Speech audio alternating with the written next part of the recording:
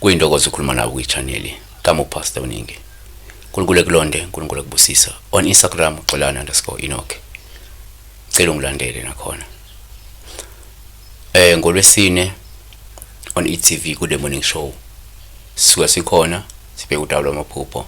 Ngehora lesikhombisa kuhora lesishiyagalombili silandele nakhona ukulandela mhlawumbe noma ukucosha nakhona. But njengamanje asingene sigxile kumaruna emabuya noma mabuthi ke. Lately I've been dreaming I have been having dreams of me and my husband fighting. What could that mean?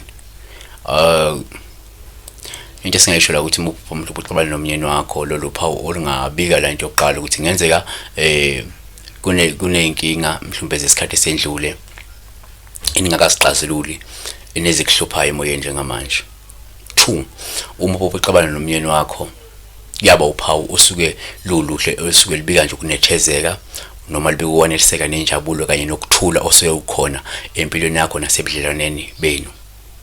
3 kuyenzeka uphuphe futhi uxabana nomyeni wakho bese kuba uphawu usuke lokutshela ukuthi ke nizokwazi ukuthi ke emhlopeni benokuthula noxolo uma ukuthi kade vele niqabene ngaphambilini. Ngiyabonga kakhulu uNkulunkulu engathi ngakulonde kubusise. Ungakhohlwa ukusubscribe kwi-channel, ungakhohlwa ukulike ngane ukuthi umuke wayibuka i-video ngicela uthundule ngo-like ukhomba ukuthi uyibukile.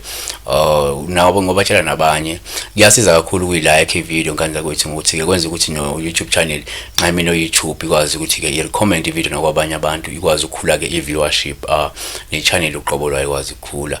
So ngicela ungenzekele lo musa loyo. uNkulunkulu ekubusisa.